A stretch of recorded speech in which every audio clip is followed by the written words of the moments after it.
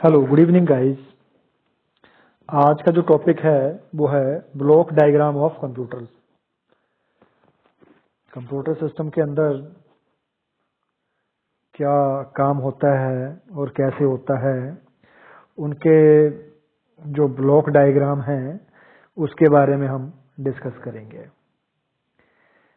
तो the basic components of a computer are, जो computer के बेसिक कंपोनेंट है वो है input unit, output unit, memory storage unit, arithmetic logic unit, central control unit and central processing unit। Computer system को यही जो मैंने आपको कंपोनेंट बताए हैं, यही जो यूनिट है, कंपोनेंट्स में जो यूनिट है इन्हीं का रोल रहता है। तो इन्हीं सारा यूनिट का आपस में सामंजस्य रहता है, तभी कंप्यूटर सिस्टम वर्क करता है। देखिए, कंप्यूटर सिस्टम का एक ब्लॉक डायग्राम दिखाया गया है नीचे में। यह है इनपुट यूनिट। इनपुट यूनिट क्या काम करता है? जो हमारे कंप्यूटर सिस्टम के अंदर जो कीबोर्ड और जो माउस लगे होते हैं, ये इनपुट डिवाइसेस है और ये हमारे कंप्यूटर से कनेक्टेड होती है और ये अंडर आती है इनपुट यूनिट के। इनपुट यूनिट क्या काम करता है? जो हमने कीबोर्ड और माउस से या कोई अन्य इनपुट डिवाइसेस है, जो भी आदेश हमने कंप्यूटर सिस्टम को दिए, तो ये इनपुट यूनिट उसको मैनेज करेगी। ठीक। इनपुट यूनिट के बाद डाटा कहां जाता है? प्रोसेसिंग के लिए। जो हमने डाटा भेजा, डाटा क्या हुआ? डाटा हम ऐसे नहीं भेजेंगे कि ऐसे डाल दिया डाटा और चला गया। डाटा को भेजने का जो तरीका है वो ऐसे है कि हमारे कंप्यूटर सिस्टम के अंदर सॉफ्टवेयर डले होते हैं, उनके माध्यम से हम डाटा को डालते हैं। अगर तो हमारे कंप्यूटर सिस्टम के अंदर कोई ऐसी एप्लीकेशन है जिसमें हमने जो भी काम करवाया गया है उसमें हम डाटा डालेंगे कुछ। फर्दर ये जो डाटा है ये आगे प्रोसेसिंग के लिए जाएगा। प्रोसेसिंग में कौन होगा? प्रोसेसिंग में होगा हमारा सीपीयू। ये जो भी डाटा आएगा प्रोसेसिंग के लिए, उसके अंदर जो भी हमने डाटा डाला उसको प्रोसेस करने के बाद उस डाटा को वो आगे आउटपुट यूनिट में भेज देगा। आउटपुट यूनिट उसको आउटपुट में दिखा देगी। एक बार फिर देख लीजिए, जो भी डाटा दिया हमने इनपुट डिवाइसेस से, जो भी डाटा डाला, तो कंप्यूटर सिस्टम के अंदर जो इनपुट यूनिट थी उसने उस डाटा को प्रोसेसिंग के लिए सीपीयू के पास भेजा। सीपीयू ने उसका रिजल्ट दिखा के और आगे प्रोड्यूसिंग के लिए आउटपुट यूनिट ने उस रिजल्ट को आगे दिखा दिया जो हमारे पास आउटपुट डिवाइसेस लगी हुई थी। आउटपुट डिवाइसेस क्या होती है? जैसे मॉनिटर हो गया, स्पीकर हो गया, या जो भी आउटपुट डिवाइसेस होती है, उसके अंदर जब रिजल्ट दिखाया तब वो आउटपुट यूनिट ने दिखाया। देखिए, नीचे एक और डायग्राम है। इस सिंपलिसिटी में बताया इन्होंने कि इनपुट दी, प्रोसेसिंग हुई और आउटपुट आ गई। इसका थोड़ा डिटेल में दिखाया गया है यहाँ पे। इनपुट यूनिट क्या काम करती है? उसको आगे स्टोरेज यूनिट में भेज देती है। मैं एक और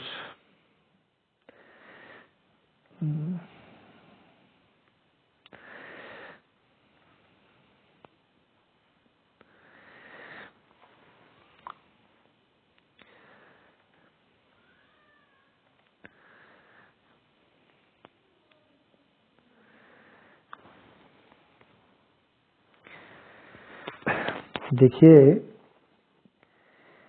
ये वाला लेता हूं।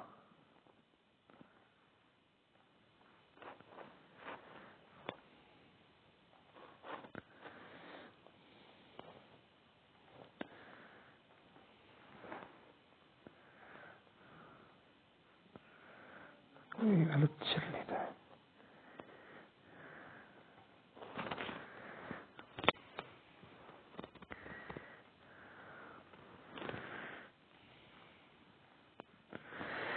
कुछ टूल चल नहीं रहे हैं तो थोड़ा सा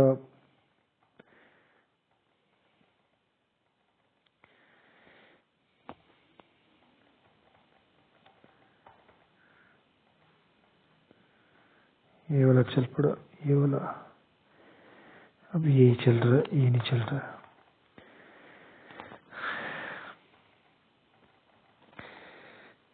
तो गाइस एक बार कर लेता हूँ, अगर चल पड़ा तो ठीक है, दूसरा वाला चल रहा है।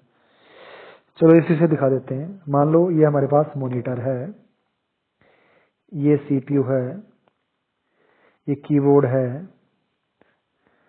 और ये माउस, इसी से कर लेता हूँ ड्रा, और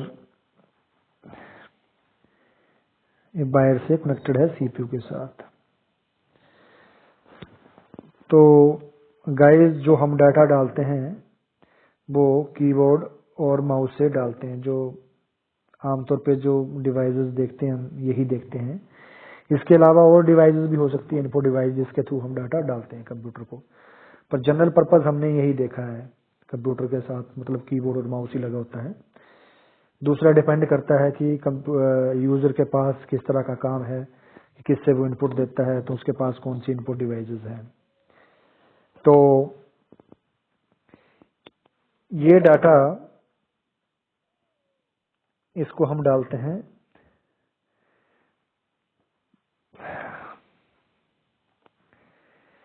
इस मतलब टूल ही नहीं सही कर रहे हैं।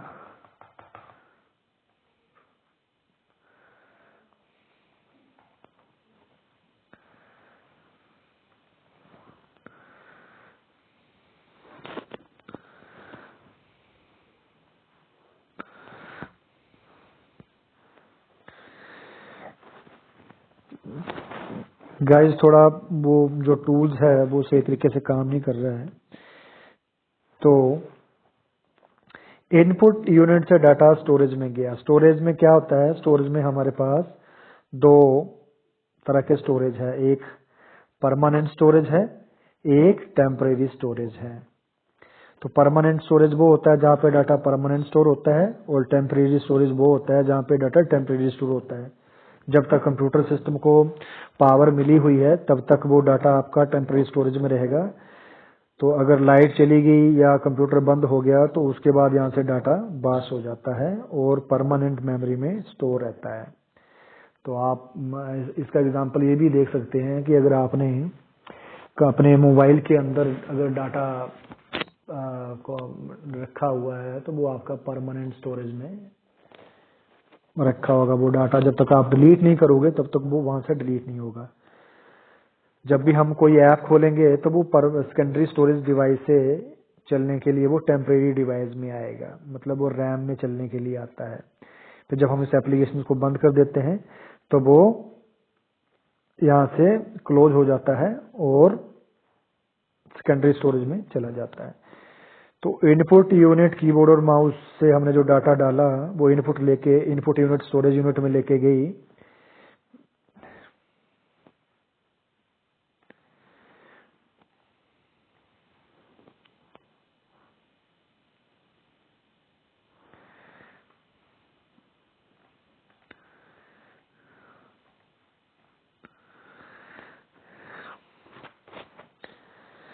स्टोरेज यूनिट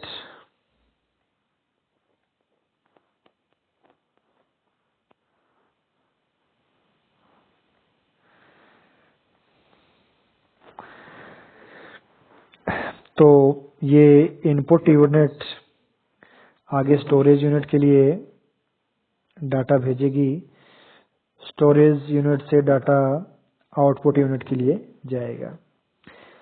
अगर तो जो डाटा हमने भेजा उसमें अगर सिंपल लॉजिक लगा हुआ है, किसमें लगा हुआ है, जो सेट ऑफ इंस्ट्रक्शन हमने ओपन करी हुई है, तो इनपुट दी, स्टोरेज यूनिट में गया और उसका आउटपुट प्रोड्यूस हो गया। तो ये काम इनपुट यूनिट किया, स्टोरेज यूनिट ने डाटा स्टोर किया और आउटपुट यूनिट ने डाटा को दिखा दिया, किसमें, आउटपुट डिवाइस में। अगर तो कॉम्प्लेक्स एप्लीकेशंस है, अगर उस एप्लीकेशन के अंदर कुछ हमने ऐसे काम करवाए हुए हैं जिसमें फर्दर डाटा रिपीट हो रहा है, तो वो डाटा क्या काम करेगा, स्टोरेज यूनिट से कंट्रोल यूनिट में जाएगा। कंट्रोल यूनिट चेक करेगी किस डाटा के अंदर अगर तो अर्थमेटिक ऑपरेशन करवाए हैं तो वो इस डाटा को ELU में भेज देगी। ELU देखेगा फिर कि अगर फर्दर इस डाटा का फिर यूज होना है तो कंट्रोल यूनिट इसको फिर स्टोरेज यूनिट में भेज देगी। उसके बाद अगर तो इंस्ट्रक्शन एग्जीक्यूट हो जाएगी, मतलब एग्जिट हो जाएगी, तो हमारा डाटा जो हमारा रिजल्ट होगा वो आउटपुट यूनिट में आ जाएगा। अगर दोबारा फिर यूज होना हुआ ELU का तो कंट्रोल यूनिट इसको ELU में भेज देगी। उसके बाद फिर स्टोरेज यूनिट से और स्टोरेज यूनिट से आउटपुट यूनिट में डाटा चला जाएगा। तो गाइस ये था ब्लॉक डायग्राम। तो एक बार फिर मैं बता देता हूँ। इनपुट यूनिट क्या काम करेगी, जो हमारा इनपुट डिवाइसेस से डाटा आएगा वो इनपुट यूनिट उसको हैंडल करेगी।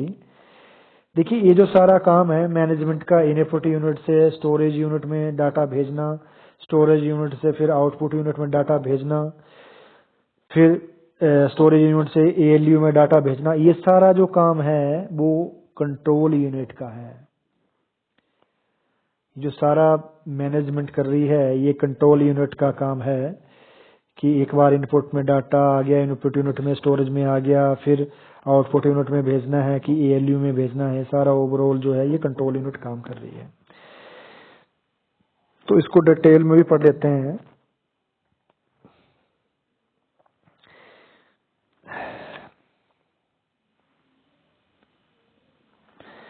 देखिए input unit, computer needs to receive data and instruction in order to solve any problem.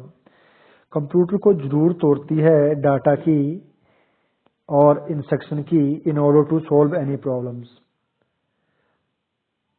Computer क्या काम करता है कि कंप्यूटर को जो डाटा देते हैं हम वो किसी सॉफ्टवेयर के माध्यम से देते हैं, तो वो उसको आगे उसको प्रोसेस करके हमें आउटपुट दिखाता है। Therefore we need to input the data and instruction into the computer। इसलिए हमें जरूरत पड़ती है इनपुट डाटा की और इंस्ट्रक्शन की कंप्यूटर के लिए। The input unit consist of one या मोर इनपुट डिवाइसेस। देखिए the input unit consist of one या more input devices. Keyboard is the one of the most commonly input device. Other commonly used input devices are the mouse, floppy disk drive, magnetic tape, etc. All input devices perform the following functions। देखिए जो ये इसमें यही बताया गया है कि keyboard जो है एक मोस्टली कॉमनली यूज होने वाला डिवाइस है। इसके अलावा माउस लगा होता है या इसके अलावा फ्लॉपी डिस्क हो सकती है, फ्लॉपी डिस्क ड्राइव हो सकती है, तो या स्कैनर हो सकता है। तो ये इनपुट डिवाइसेस इसके अलावा और भी हो सकती है। जो इनपुट डिवाइसेस के काम है वो क्या है, accept the data and instruction from the outside world. Accept करती है डाटा को और इंस्ट्रक्शन को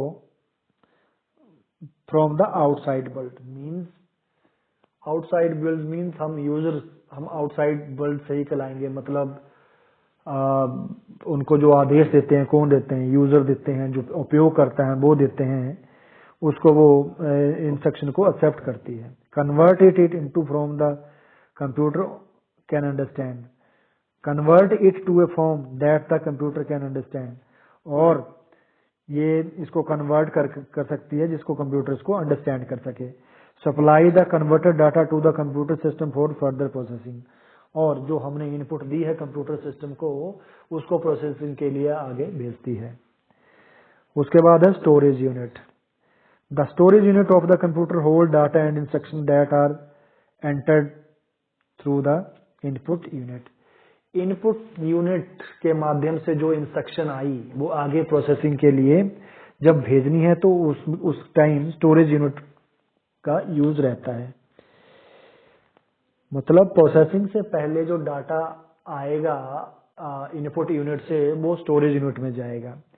it preserve the intermediate and final result before these are sent to the output device.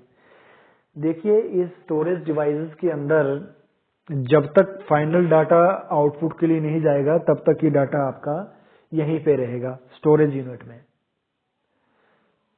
तो जब तक वो फाइनल प्रोसेस होके फाइनल इंफॉर्मेशन में या उसमें नहीं कन्वर्ट हो जाता तब तक डाटा आपका स्टोरेज यूनिट में रहेगा। It also save the data for the later use. The various storage device of a computer system are divided into two categories. देखिए ये जो स्टोरेज यूनिट है इसमें दो उसमें डिवाइड किया गया है। देखिए अगर मान लो ये हमारे पास स्टोरेज यूनिट है, एक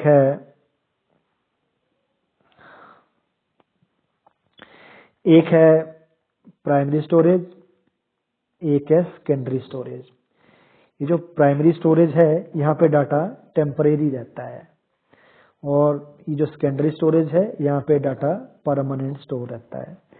ये जो टेम्परेरी डाटा स्टोर रहता है ये इस डिवाइसेस का इस जो पार्ट है इसका क्या नाम है, इसको हम बोलते हैं रैम, रैंडम एक्सेस मेमोरी।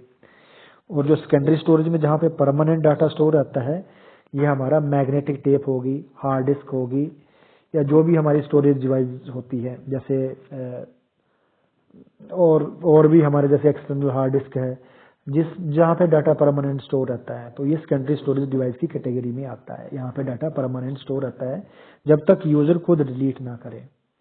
और टेम्परेरी डाटा कब तक रहता है, जब तक कंप्यूटर आपका ऑन है तब तक आपका डाटा यहाँ पे रहेगा। तो स्टोरेज यूनिट में ये दो कैटेगरी आती है।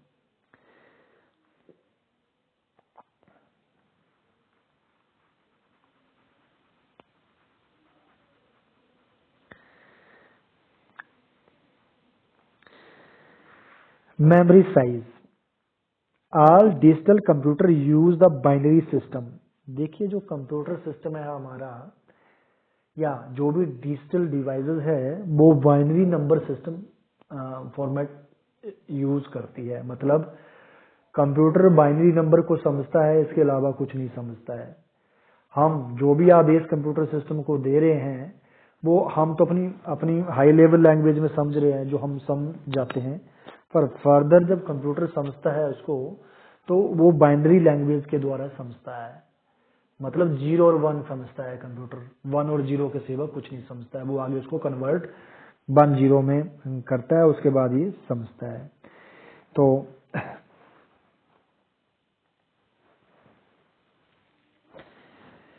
तो इसमें मेमोरी साइजेस के बारे में बताया हुआ है कि जो मेमोरी साइजेस रहता है जो प्राइमरी स्टोरेज का और सेकेंडरी स्टोरेज डिवाइसेस का, वो जैसे जो सबसे छोटी मेमोरी साइजेस की जो इकाई है मैं आपको बता दूं, सबसे छोटा रहता है बिट।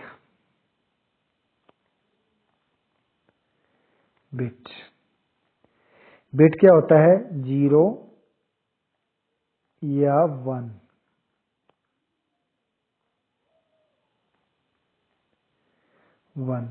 देखिए कंप्यूटर सिस्टम 0 और 1 समझता है, तो सबसे छोटी इकाई जो है वो 0 या 1 आएगा, मतलब इसको बिट बोलते हैं। उसके बाद आता है बाइट।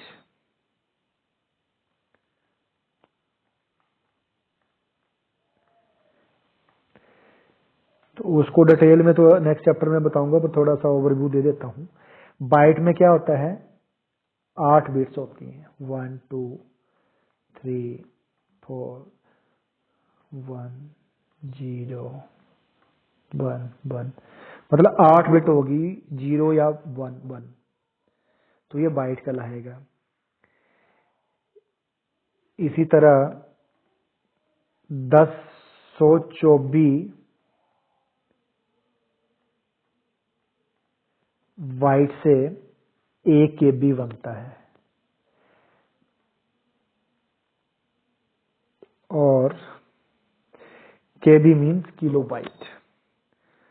और इसी तरह 1024 बाइट से 1 KB बनेगा और 1024 KB से 1 MB बनेगा।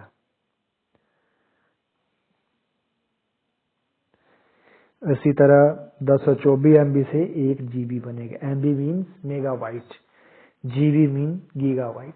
तो मैं इसको आपको फर्दर लेसन में इसको डिटेल में बताऊंगा। तो आप इतना समझिए कि मेमोरी जो डिपेंडेड मेमोरी जो होती है कंप्यूटर सिस्टम की प्राइमरी या परमानेंट, इसकी जो मेजरमेंट की जाती है वो इनमें की जाती है। तो जब भी हम कंप्यूटर सिस्टम परचेज करते तो हम बोलते हैं कि इतने GB हार्ड डिस्क होनी चाहिए या इतने GB रैम होनी चाहिए। तो वो इसी मेमोरी मैनेजमेंट का एक हिस्सा है ये। तो इसको मैं फर्दर लेसन में आपको डिटेल में बताऊंगा। तो अभी थोड़ा सा बेसिक ओवरव्यू आप समझ लीजिए। दूसरा है आउटपुट यूनिट। देखिए आउटपुट यूनिट जो कंप्यूटर सिस्टम की ब्लॉक डायग्राम में आउटपुट यूनिट का क्या काम है। जो हमारा डाटा है जब वो उसका रिजल्ट आएगा तो वो आउटपुट यूनिट का काम है कि उसको रिजल्ट को दिखाए। तो आउटपुट यूनिट उसको डाटे को हमें आउटपुट डिवाइस में दिखाती है। The output unit of a computer provide the information and result of A computation to outside the world. Printer, visual display unit are the commonly used output devices.